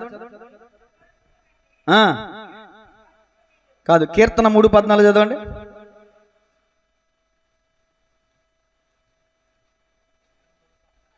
లేదా? సరే, యోబు గ్రంథం 20:4 చదవండి. యథార్థవంతుల ప్రార్థన ఆయనకు ఆనందకరమని ఒక రెఫరెన్స్. తర్వాత యోబు గ్రంథం 20:4 దుష్టులకు విజయము కొద్ది కాలం ఉండును, భక్తిహీనులకు సంతోషం. ఇప్పుడు మనం మాట్లాడుకున్న సబ్జెక్టులో భక్తిహీనుడు ఎవరు చెప్పండి? కొంచెం అందరూ చెప్పండి తెరిచి. భక్తిహీనుడా కాదా? ఇప్పుడు చదివిన వచ్చిన ప్రకారం భక్తిహీనులకి విజయం ఎంతకాలం ఉంటుందంట? కొద్ది కాలమే ఉంటుంది. తర్వాత మాట అంత సమయమా? అది అయిపోయింది. తర్వాత మాట అడిగా, భక్తిహీనులకి విజయం కొద్ది కాలం ఉండును, కంటిన్యూ లేదా?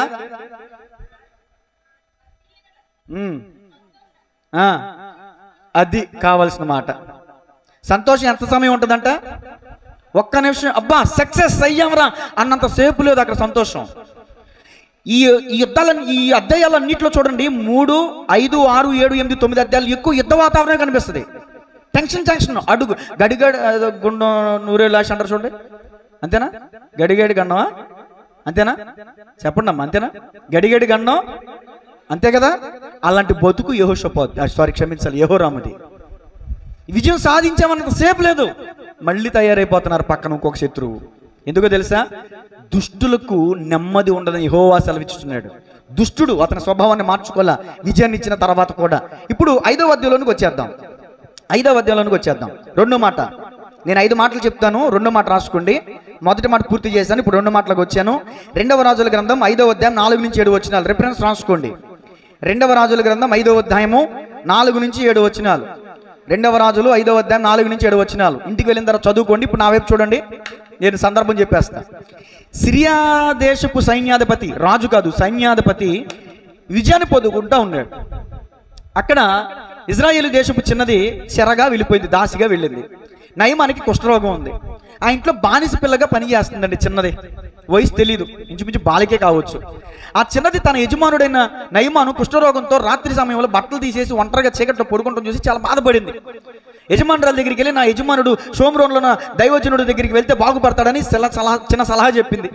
వెంటనే భార్య భర్తకి చెప్పింది, భర్త వెళ్ళి రాజుకు చెప్పాడు, అయ్యా పలానా చోట ఒక వ్యక్తి ఉన్నాడంట, బాగుపడతామంట, నేను ఆ కుష్ఠరోగంతో బాధపడుతున్నాను, నా వైపు చూడాలి, కుష్ఠరోగంతో బాధపడుతున్నాను అని చెప్తే, ఈ రాజు ఏం చేశాడంటే, సిరియా రాజు ఇజ్రాయేల్ రాజుకి పత్రిక రాసి పంపించాడు. నా సైన్యాధిపతి అయినటువంటి నయమాన్ని పంపిస్తున్నాను, దయచేసి అతన్ని బాగు చేయమని అని అంటే, ఈ పత్రిక చదివినటువంటి యెహోరాముకి ఏమొస్తుంది తెలుసా? ఫర్ ఎగ్జాంపుల్, ఎవరైనా మీకు ఫోన్ చేసి మీ కోరికలలో మీరు వెళ్తున్నటువంటి పాస్టర్ గారు చక్కని ప్రార్థన పరులంట కదా, ఆయన ప్రార్థన చేసే స్వస్థత కలిగిద్ది అంట కదా, ఇది నేను మీ దగ్గరికి నా స్నేహితుని పంపిస్తున్నానని, ఎవరో మీ స్నేహితుడు తన స్నేహితుడు పంపిస్తున్నాడని మీకు లేఖ రాశాడు అనుకో, మీరేం చేస్తారంటే వెల్కమ్ చెప్తారా చెప్పరా? ఆహ్వానం ఇస్తారుగా. మీ ఇంటికి వచ్చిన వెంటనే ఏం చేస్తారు? ఎక్కడ తీసుకొస్తారు? మందిరాన్ని తీసుకొచ్చి, పాస్టర్ గారు మీ మీద విశ్వాసంతో నమ్మకంతో వచ్చారు, ఇతని కోసం ప్రార్థన చేయండి అని నా దగ్గరికి తీసుకురారా? యెహోరాము ఏం చేశాడు తెలుసా? వస్త్రాలు చింపుకున్నాడు. పిచ్చి పెట్టిందా? ఎప్పుడు యుద్ధ వాతావరణమే కదా, ఎప్పుడు టెన్షనే కదా, ఎప్పుడు గడి కొడుకున్నామే కదా. ఏమంటారు తెలుసా? సిరియా రాజు ఏదో ఒక విధంగా నా మీద లోపం కనిపెట్టాలని యుద్ధం కోసమే చూస్తున్నాడు, లేకపోతే కుష్ఠరోగి నా దగ్గరికి పంపడం ఏంటి, నేనేమన్నా వైద్యున్నా, నేనేమన్నా దేవుణ్ణా, బతికించడానికి చంపడానికి అని వస్త్రాలు చింపుకుంటాడు. ప్రవక్త ఏమంటాడు తెలుసా? చింపుకున్న చాలు లాపు. ఏం చింపుకున్నారు? వస్త్రాలు చింపుకోవడం కాదు, హృదయాన్ని చింపుకోవాలి. హృదయాన్ని చింపుకోవడం తెలియదు యెహోరాముకి, వస్త్రాన్ని చింపుకున్నాడు. అప్పుడు యెహోరాము అంటాడు, ఇశ్రాయేలులో ప్రవక్త అన్నవాడు ఉన్నాడని అతన్ని తెలుసుకునే నిమిత్తం రానివ్వు అంటాడు. నీ ప్రాంతంలో ఉన్న ప్రవక్త విలువ నీకు తెలియదు, కానీ శత్రు దేశపు సైన్యాధిపతి చిన్న బానిస పిల్ల చెప్పిన సమాచారం విని ఎంతో సంతోషంగా వస్తూ ఉంటే వస్త్రాలు చింపుకుంటానికి నీకు బుద్ధి లేదా? దేవుని స్తోత్రం చెప్పండి గట్టిగా. నేను అంటాను, ఇక్కడ ఇశ్రాయేలు దేశపు చిన్నది బానిసగా ఉంది, బానిస బతుకుతున్నప్పటికీ కూడా సువార్త చెప్పింది, దైవజనుని గురించిన గొప్పతనం చెప్పింది. మరి ఇశ్రాయేలు రాజుకి తెలుసా రాజు యొక్క ఎలీషా గొప్పతనం? అయ్యో, దప్పికతో చచ్చిపోయే వాళ్ళం, మోయాబీల చేతులకు చిక్కిపోయే వాళ్ళం. ఎలీషా ఒక మాట సెలవిచ్చాడు, నీరు వచ్చింది, మాకు ప్రాణం దక్కింది, మోయాబీల మీద మాకు విజయం దక్కింది. ఎలీషా మామూలు వ్యక్తి కాదు, ఎలీషా గొప్ప దైవజనుడు అని యెహోరాము ఏం చేయాలి? నెత్తి మీద పెట్టుకు చూసుకోవాలి. దూరపు కొండలు నులుపంట, దూరపు కొండలు ప్రాంతంలో ఉన్న వాళ్ళు స్థానిక సంఘ కాపులు నచ్చరు, మన వాళ్ళకే నచ్చరు. ఎవరు నచ్చుతారు? ఆ టీవీలో సూటు బూటు వేసుకుని కార్ల మీద తిరిగి, ఏసీ కార్లు తిరిగి, పెద్ద పెద్ద ఏసీ పందిరాలు కట్టి ఆ పాస్టర్ గారు కనిపిస్తారు మనకి, గొంతుకు చించుకుని 24 గంటలు నలిగిపోయి చితికి వేసారిపోయి మీకోసం ప్రార్థన చేసి మీకు వాక్యాన్ని ప్రకటించే సేవకుడు అంటే మీకు గిట్టదో. ఎలీషా అంటే యెహోరాముకి గిట్టదో. మరి ఎందుకో నాకు అర్థం కాదు. దేవుని మీద కోపాన్ని ఎలీషా మీద కూడా పెట్టుకున్నాడేమో యెహోరాము. సరే, ఇశ్రాయేలు దేశపు చిన్నది భక్తి కలిగింది కాబట్టి సువార్త చెప్పింది, ఇతడు భక్తిహీనుడు కాబట్టి వస్త్రాలు చింపుకున్నాడు. దేవుని స్తోత్రం చెప్పండి. వస్త్రాలు కాదు అంటే వస్త్రాలు చింపుకున్న వాళ్ళందరూ భక్తిహీనులు అని నేను అన్నాం. ఎందుకంటే ఒకసారి ప్రవక్త వాక్యం చదువుతుండగా యోషియా రాజు వస్త్రాలు చింపుకుంటాడు, కన్నీళ్ళు విడుస్తాడు, పశ్చాత్తాపానికి సాదృశ్యం. వస్త్రాలు చింపుకుంటే పశ్చాత్తాపానికి సాదృశ్యం. అది ఆ సందర్భంలో, ఈ సందర్భంలో కాదు. ఈ సందర్భంలో రాజు వస్త్రాలను చింపుకుంట భక్తిహీనతను చూపిస్తుంది. మీ శత్రువులు ఏం చేయాలి? ఒక్కళ్ళు చెప్పట్లా, అవ్వా మరి చెప్పరా? రెండోసారి అడిగితే కానీ చెప్పరా? మళ్ళీ అడుగుతాను, చెప్పండి. మీ శత్రువులు ఏం చేయాలి? మిమ్మల్ని ద్వేషించే వారి వరకు మీరేం చేయాలి? మరి యెహోరాము ఏం చేయాలి? శత్రువునే ప్రేమించాలిగా, ఆహ్వానించాలిగా. వస్త్రాలు చింపుకోవడం ఏంటి భక్తిహీనత కాకపోతే? దేవుని స్తోత్రం చెప్పండి. 3వ మాట రాసుకోండి. ఆల్రెడీ ఒక మాట, 2 మాటలు అయిపోయినాయి. 3వ మాట 2వ రాజుల గ్రంథం 6వ అధ్యాయం 21వ వచనం. 2వ రాజుల గ్రంథం 6వ అధ్యాయం 21వ వచనం చదువుతారా? 2వ రాజులు 6:21. అంతటి ఇశ్రాయేలు రాజు వారిని పారజూచి, నాయనా వీరిని కొట్టుదునా అని ఎలీషాను అడగగా అతడు కొట్టొద్దు,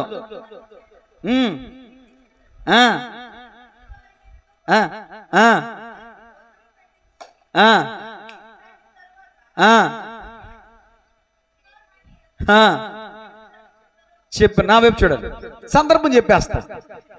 6వ అధ్యాయంలో 2వ పారాగ్రాఫ్ చెప్తున్నాను ఇప్పుడు.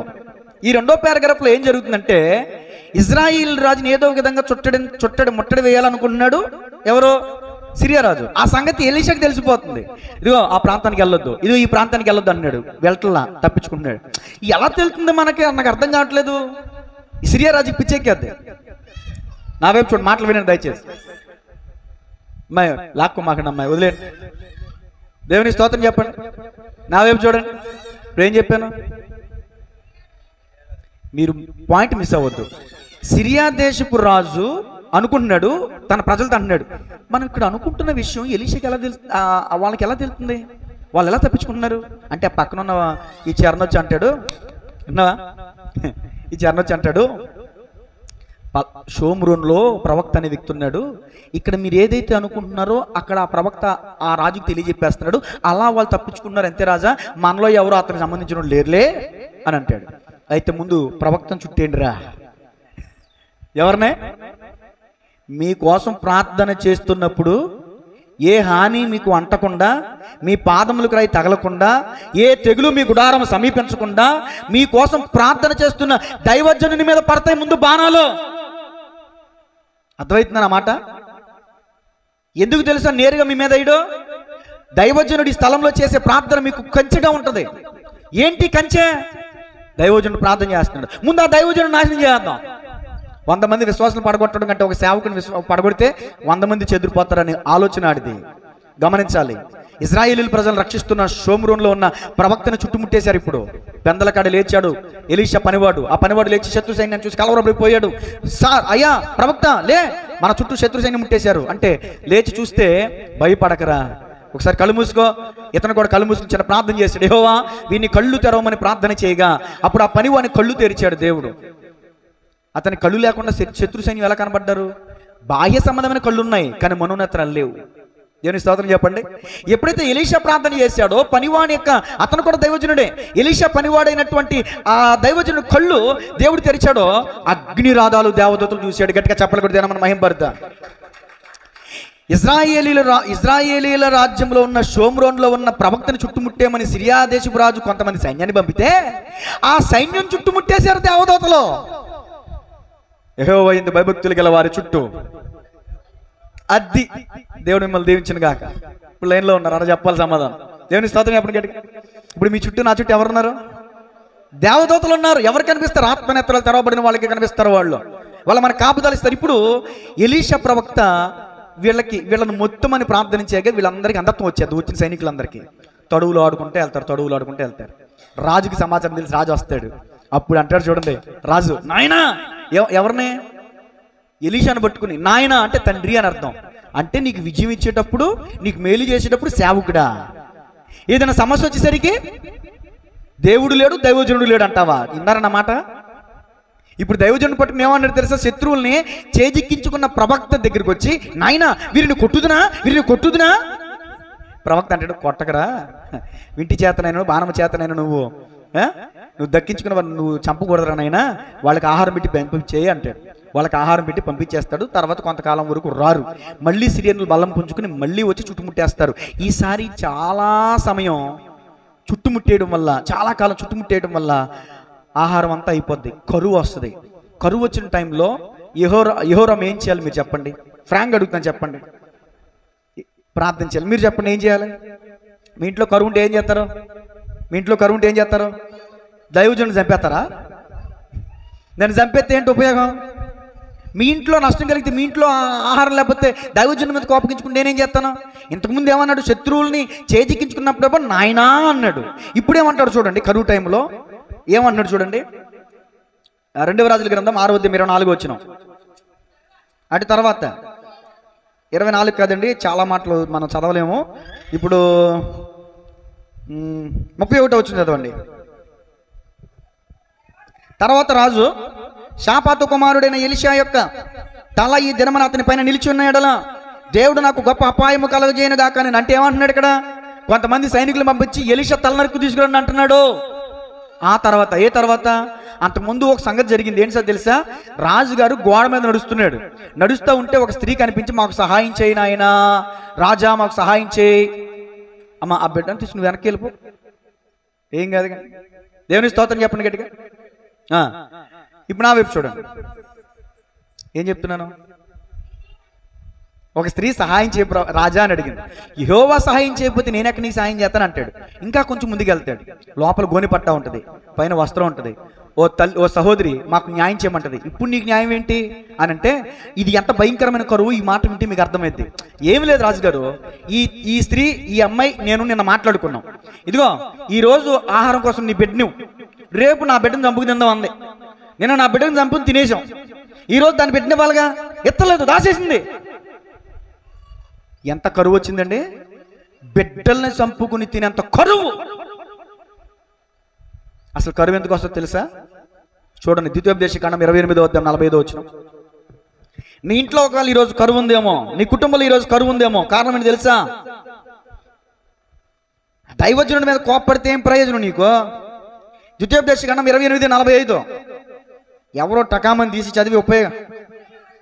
నీవు నాశనము చేయబడే వరకు ఈ శాపములను నీ మీదకి వచ్చి నిన్ను తరిమి నిన్ను పట్టుకొనును. 53 వచనం చదవండి. అప్పుడు ఎప్పుడు చదవండి, సరే తర్వాత చెప్తా, చదవండి. అప్పుడు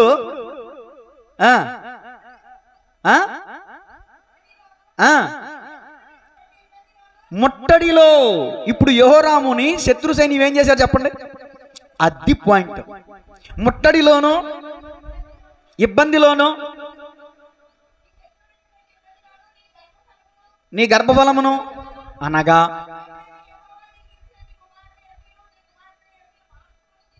మాంసమును తిందువు. అది కరువు అన్నమాట. అది ఏ శాపం అంటే కరువు.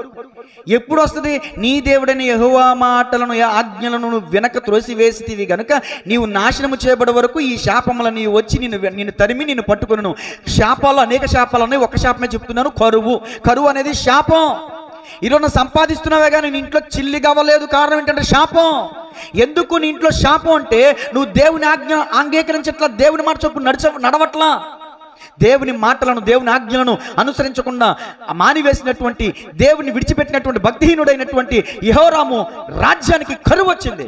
ఈరోజు నీ కుటుంబంలో కరువు ఉండడానికి గల కారణం ఏంటి తెలుసా? నువ్వు ఏదో ఆజ్ఞను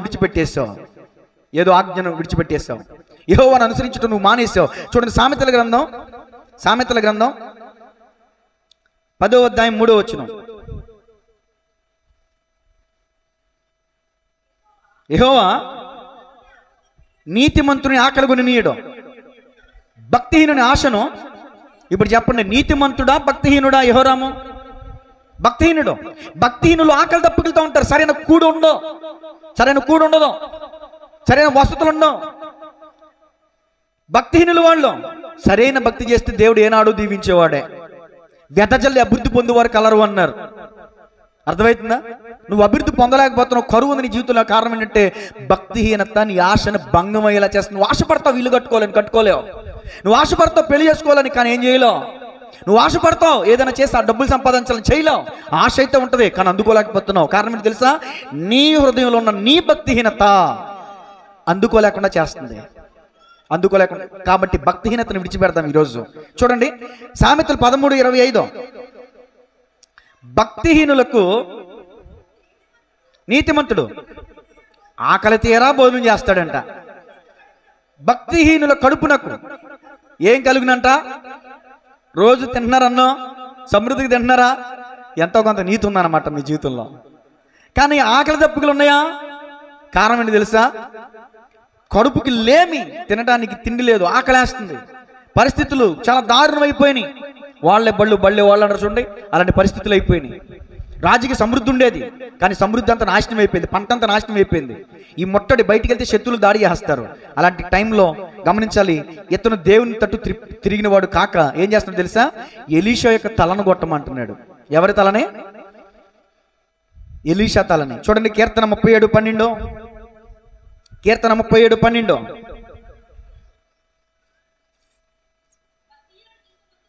భక్తిహీనులు నీతిమంతుల మీద దురాలోచన చేయుదురు, వారిని చూచి ఏం కొరుతారంట?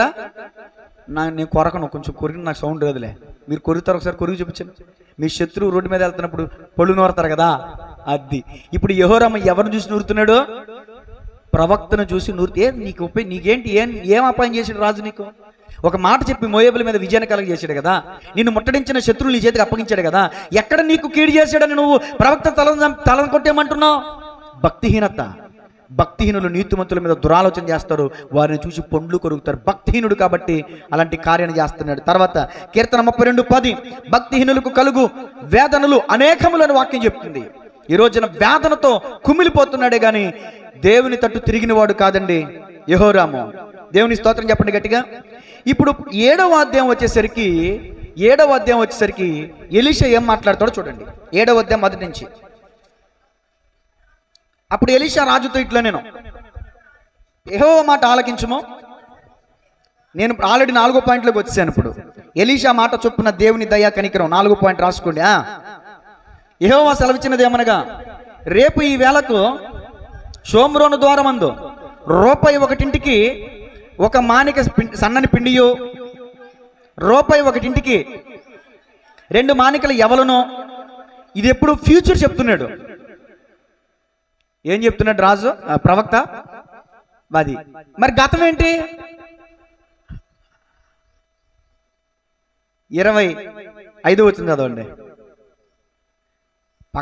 పక్క పారాగ్రాఫ్ వేసి రక్తమే చేయం. 6వ అధ్యాయం 24 వచ్చిన 25 వచ్చిన 25 అండి. 6:25. అప్పుడు షోమ్రోన్లో గొప్ప క్షామము కలిగి ఉండగా గాడిద యొక్క తల 80 రూపాయలకును అరపావు మీరు చదివింది కరెక్టే. పావురపు రెట్ట కూడా దొరకట్లేదు అక్కడ. 5 రూపాయలు అంటే మన భాషలో 5 రూపాయలు అనుకోమాకండి, 5 వెండి నాణేలు. అప్పుడు వెండి నాణేలు ఉండేవి. మారకం, ఈ వస్తువులు ఇవ్వటం, ఆ ద్రవ్యం తీసుకోవటం, మారకం ఉండేది అప్పుడు. మనకు డబ్బులు ఇట్టు కొనుక్కోవడం కాదు. 80 రూపాయలు అంటే 80 వెండి నాణేలు అర్థం. 5 రూపాయలు అంటే 80 వెండి నాణేలు ఇచ్చి ఒక గాడి తలకి కొనుక్కున్నారంట ఉన్నవాళ్ళు అయితే. లేనివాళ్ళు అయితే 5 వెండి నాణేలు ఇచ్చి పావురపు రెట్ట మల విసర్జనం, అది కూడా అంత కరువు. కానీ ఇక్కడ ఎలీషా ఏం చెప్తున్నాడు? 1 రూపాయికి 1 మానిక సన్నని పిండి, రూపాయి ఒకటింటికి 2 మానికల ఎవలు అమ్మబడును. అందుకు ఎవరి చేత రాజు ఆనుకొని ఉండునో ఆ అధిపతి యెహోవా ఆకాశమందు కిటికీలు తెరచునను అలాగును జరుగునా అని దైవజనునికి ప్రత్యుత్తరమేగా అతడు నువ్వు కనులారా దానిని చూచెదవు గాని దానిని తినకుందు అని అతనితో చెప్పిన. ఇప్పుడు నా వైపు చూడండి. మీకు విశ్వాసం ఉందా లేదా? దైవజనుడు చెప్పాడంటే, దేవుడు చెప్పాడంటే విశ్వాసం ఉందా లేదా? మరి ఈ రాజు పక్కన ఉన్న అధిపతికి విశ్వాసం లేదు. అప్పుడు దైవజనుడు ఏమన్నా తెలుసా? నువ్వు నమ్మలేదు కాబట్టి నువ్వు కన్నులారా చూస్తావు కనుక కడుపారా తినవు అని అన్నాడు. ఇప్పుడు నెక్స్ట్ పారాగ్రాఫ్లో ఏం జరిగిందో నేను చెప్తాను వినండి. సిరియా రాజులు ఎక్కడున్నారు? వాళ్ళ దేశంలో బెడ్రూమ్లో పడుకుని ఉన్నారా? మీరు చెప్పే వరకు నేను ముందుకెళ్ళను. సిరియా దేశపు జనులు ఎక్కడున్నారు? సైన్యం ఎక్కడున్నారు? మన కోరికల చుట్టూ ఉన్నారా? భీమవరం చుట్టూ ఉన్నారా? ఏదో వింటున్నామని వింటున్నారు అంతేగాని నా బాధపడలేక అది తమ్ముడు చప్పట్లు కొట్టను సార్, దేవునికి స్తోత్రం కలుగునుగా. గట్టి కొట్టండి.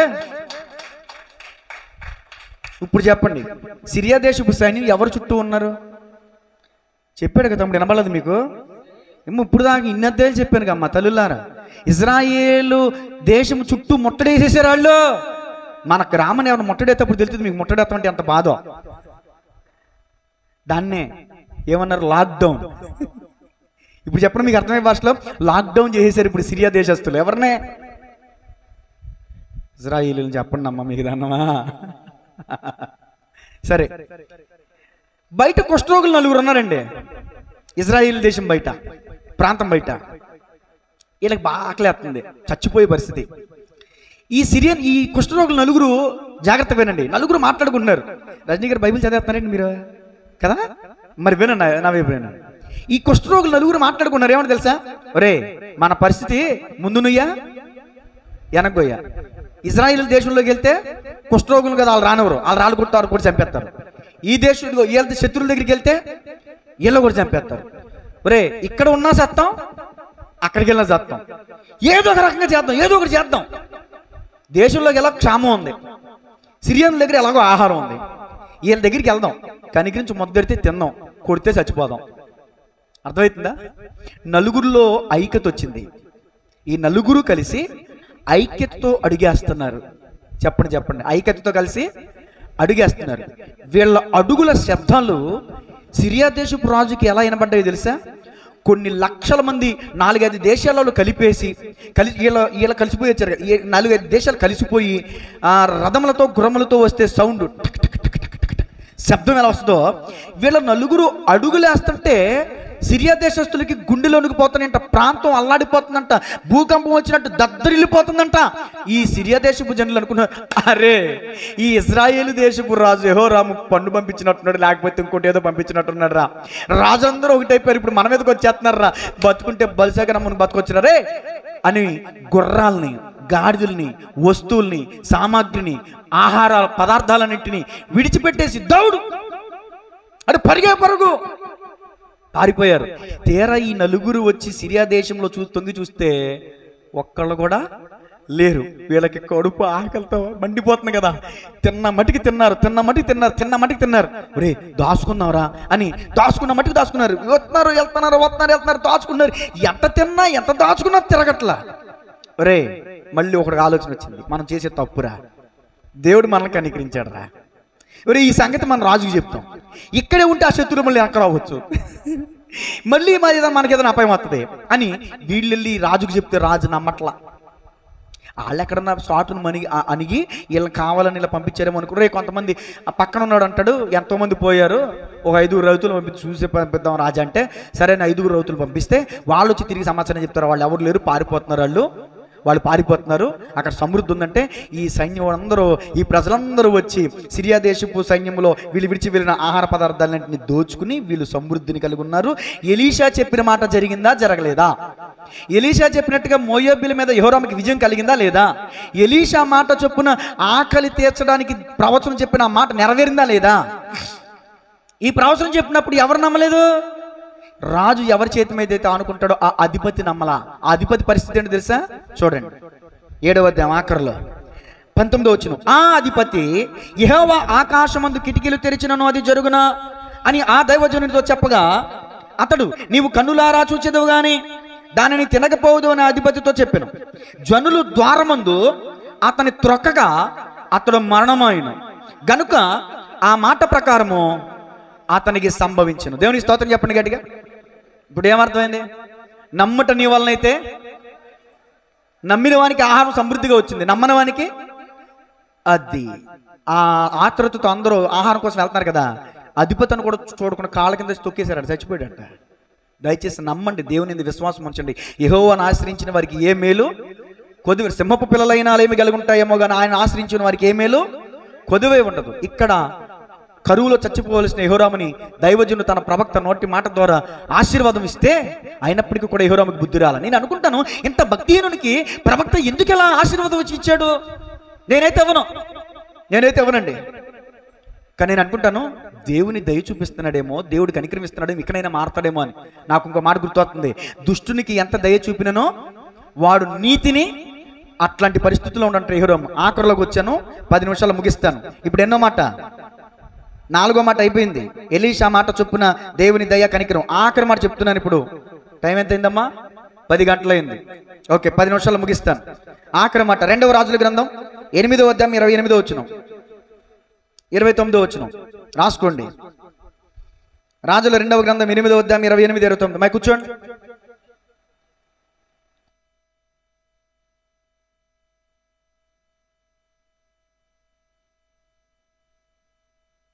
దేవుని స్తోత్రం చెప్పండి. కొంచెం గట్టిగా చెప్పండి అందరూ.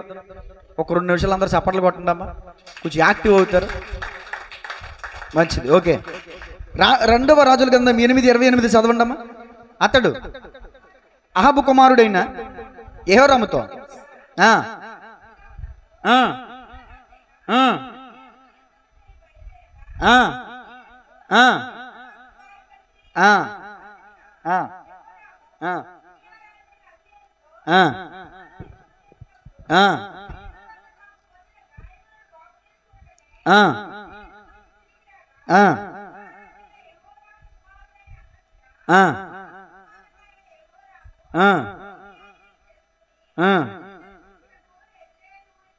దేవునికి స్తోత్రం. ఇప్పుడు ఏమర్థమైంది? 8వ అధ్యాయంలో హజయేలు అనే సైన్యాధిపతి ఎలీషా దగ్గరికి వెళ్తాడు. సిరియా రాజు బెన్హదదు పంపించాడు, మా బెన్హదదు రోగి ఉన్నాడు, బతుకుతాడా బతకడా అని. కన్నీళ్ళు పెట్టుకుంటాడు. ప్రవక్త ఏడుస్తాడు. అతనికి అర్థం కాదు, ఏంటయ్యా అని హజయేలు అడుగుతాడు. నీవు ఇజ్రాయేలీల్ని హింసించటం, ఇజ్రాయేలీల్ని కత్తిపోటుతో నువ్వు చంపటం నేను కనులారా చూస్తున్నాను. భవిష్యత్తు జరగకుండానే చూసి చెప్తున్నాడు ఎలీషా. నేనేంటి, ఇజ్రాయేలీకి రాజు ఏంటి అన్నాడు. నువ్వు రాజు అవుతావు అన్నాడు. హజయేలు తన దేశానికి వెళ్ళాడు. తన రాజు మీద ఒక గుడ్డ వేశాడు. అతను చచ్చిపోయాడు. అది విషపు గుడ్డ అనుకుంటా. అతను రాజు అయ్యాడు. 8వ అధ్యాయంలో ఇజ్రాయేలీలకి సిరియా వాళ్ళకి యుద్ధం జరుగుద్ది. ఈ యుద్ధంలో యెహోరాము గాయపడతాడు. గాయపడినప్పుడు రోగి మంచం ఎక్కుతాడు. మంచం ఎక్కినప్పుడైనా ఎవరిని ఆశ్రయించాలి? అన్నీ ఉన్నప్పుడు దేవుని ఆశ్రయించలేప్పుడు, కష్ట సమయంలోనైనా ఆపత్కాలమైన యెహోవా ఆశ్రయ దుర్గమని వాక్యం చెప్తుంది కదా. అప్పుడు కూడా యెహోవాను ఆశ్రయించలేదండి యెహోరాము. మంచం పట్టేసి మంచం మీద పడుకుని ఉన్నాడు. ఈలోపు దేవుని తీర్పు రానే వచ్చింది. ఈ 9వ అధ్యాయంలో దేవుని తీర్పును మనం చూస్తాం. ఈ 9వ అధ్యాయంలో యెహూ అనే వ్యక్తిని దేవుడు ఏర్పాటు చేసుకుంటాడు. రాజుగా ప్రవక్త ద్వారా అభిషేకం ఇస్తాడు. అభిషేకించబడిన యెహూ రాజై యెహోరాముని చంపడానికి వస్తాడు. యెహోరాము యెహూకి కౌరు పంపుతాడు. నువ్వు సమాధానంగా వస్తున్నావా ఆ కౌరు ఏ సైనికుడైతే వచ్చాడో సమాధానంతో నీకేంటి పని, నా వెనక్కిరా అంటే ఆ వ్యక్తి వెళ్ళిపోతాడు. రెండోవాడు అలాగే వెళ్ళిపోతాడు. మూడోసారి యెహోరాము రథం వేసుకుని వస్తాడు. అది వెర్రి తోలడము అంటే పిచ్చి బట్టిగా తోలుతున్నాడు, అది ఖచ్చితంగా యెహూ అయి ఉంటాడు అని చెప్పేసి ఈ యెహోరాము యెహూని ఎదుర్కొని సమాధానమా అని అడుగుతాడు. చూడండి 9వ అధ్యాయం 22వ వచనం, 9వ అధ్యాయం 22 ఆఖరి వచనం చదివి ముగిస్తా. అంతటా యెహోరాము యెహూను చూచి, యెహూ సమాధానమా అని అడుగగా యెహూ అంటాడు, నీ తల్లి అయిన యెజెబెలు జారవత్వములను చెల్లంగితనములను ఎంత అపరిమితమై ఉండగా సమాధానం ఎక్కడి నుండి వచ్చునో నేను. యెహోరాము రథము తిప్పి అహజ్యా ద్రోహం జరుగుతున్నదని అహజ్యాతో చెప్పి పారిపోయాను. అప్పుడు యెహూ తన బలము కొలది విల్లు ఎక్కుపెట్టి యెహోరామును భుజముల మధ్య కొట్టగా బాణం అతని గుండె గుండా దూసి పోయాను గనుక అతడు తన రథమునందే ఒరిగెను. కాగా యెహూ అంటాడు, తన అధిపతి అయిన బెత్కరును పిలిచి ఇట్లా నేను అతని ఎత్తి యెజ్రెయేలుడైన నాబోతు భూభాగం ముందు పడవేయము. ఎందుకని, మనమిద్దరము అతని తండ్రి అయిన అహబు వెనక గుర్రములెక్కి వచ్చినప్పుడు యెహోవా అతని మీద ఈ శిక్ష మోపిన సంగతి జ్ఞాపకం చేసుకున్నాము. అప్పుడు యెహోవా సెలవిచ్చిందేమనగా, నిశ్చయముగా నాబోతు రక్తమును వాని కుమారుల రక్తమును నిన్నటి దినమున నేను చూచితిని గనక ఈ భూభాగమందు నేను దానికి ప్రతీకారము చేయుదును. ఇదే యెహోవా వాక్కు. దేవుని స్తోత్రం చెప్పండి. చచ్చి పడున్నటువంటి వ్యక్తిని నాబోతు భూభాగం ముందు పడేశారు. సమాధి కూడా చేయలే. ఎందుకనో తెలుసా, అతని నాన్నగారు చేసినటువంటి పాపం శాపమే అతని మీద పడింది. అహబు బతుకుండగా గోని పట్ట కట్టుకుని దేవునికి భయపడి ఉపాసం ఉంటాడు. అప్పుడు ఏలియాని పిలిచి, అహబు చూచితివా నాకు భయపడ్డాడు, అతని కాలంలో రావాల్సిన శిక్ష అతని కుమారుల కాలంలో రప్పిస్తాను అన్నాడు దేవుడు. ఏలియా ద్వారా సెలవిచ్చిన వాక్కు యెహూ ద్వారా నెరవేర్చబడింది. అహాబు ఎవరినైతే అహబు భార్య అయిన యెజెబెలు నాబోతుని అన్యాయంగా చంపించిందో, ఆ నాబోతు రక్తం ఏ కుక్కలైతే నాకినివో ఆ కుక్కలు నీ రక్తమును నీ కుమారుల రక్తమును నాకునని ఏలియా ప్రవచనం చెప్పాడు. ఆ ఏలియా ప్రవచనమే యెహూ ద్వారా దేవుని తీర్పు, యెహోరాము మరణం. నేను ముగిస్తున్నాను. దేవుని స్తోత్రం చెప్పండి గట్టిగా. అర్థమైందా? తల్లిదండ్రులు చేసిన పాపం ఇప్పుడు శాపమై యెహోరాము ఒడిలో పడింది. రాసుకోండి టకటక, నేను ఇంకా చదవనవసరం లేదు. కీర్తన 37:17 భక్తిహీనుల బాహువులు విరవబడును. భక్తిహీనుడే యెహోరాము, ఇతని బాహు విరవబడింది, చనిపోయాడు. యోబు గ్రంథం 36:6 రాసుకోండి. యోబు గ్రంథం 36:6 భక్తిహీనుల ప్రాణమును ఆయన కాపాడ్డు. తర్వాత యోబు గ్రంథం 18:5 భక్తిహీనుల దీపం ఆర్పివేయబడును. భక్తిహీనుల దీపం ఆర్పివేయబడును. ప్రసంగి 8:13 భక్తిహీనులకు దీర్ఘాయు ఉండదంట. భక్తిహీనులకు దీర్ఘాయు ఉండదు. సామెతలు 10:27 భక్తిహీనుల ఆయుష్ తగ్గిపోవును. తర్వాత కీర్తన 147:6 భక్తిహీనులను ఆయన నేల కూల్చును. భక్తిహీనులను ఆయన నేల కూల్చును. కీర్తన 119:155 భక్తిహీనులు నీ కట్టడలను వెదుకుట మానివేసిరి గనుక రక్షణ వారికి దూరంగా ఉంది. ఈరోజు మీరైనా నేనైనా ఆయన కట్టడలను వెతుకుదాం. యెహోరాము వెతకటం మానేశాడు. యెహోవా ఆజ్ఞలను వెతకటం మానేశాడు. దేవుడిని విడిచిపెట్టాడు. భక్తిహీనుడైపోయాడు. అతని దీపం అర్ధాంతరంగా ఆర్పివేయబడింది. తలలు వంచండి, ప్రార్థన చేసుకుందాం. యెహోరాము గురించి 5 విషయాలు చెప్పాను. ఎన్ని విషయాలు? ఇంచుమించు 6 అధ్యాయాల చరిత్ర. ప్రార్థన చేద్దాం. తలలు వంచండి, ప్రార్థన చేద్దాం.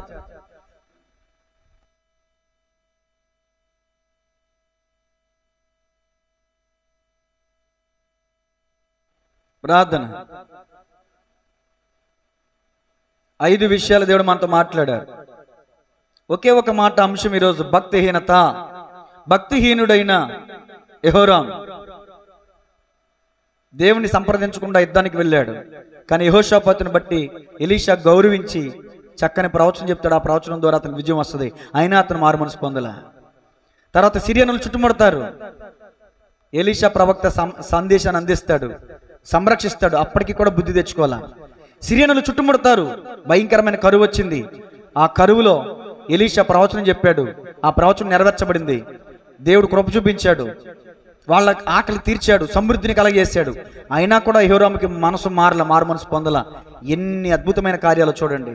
యెహోవా అతని పట్ల చేస్తున్న ఉపకారాలను అతను తలపోసుకోకుండా దేవుని గురించిన ఆలోచన లేనివాడే, దేవుని గురించిన విచారణ లేనివాడే, భక్తిహీనుడై దేవుని మార్గములను విడిచినవాడు కాబట్టి భక్తిహీనుల దీపం ఆర్పివేయబడినట్లుగా ఇతని దీపం ఆరిపోయింది, యెహూ చేతిలో ఆర్పివేయబడింది.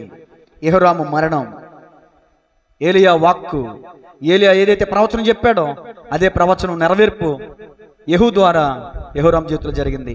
ప్రార్థన చేద్దాం. పరిశుద్ధుడా, ప్రేమగల తండ్రి, కృపగలిగిన దేవా, యెహోరాము చరిత్రను ఈరోజు మీరు మా ముందు ఉంచారు. అనేకమైన విషయాలు మీరు మాట్లాడారు. నిజమే, యెహోషాపాతు భక్తిహీనుడిగా కనిపిస్తున్నాడు.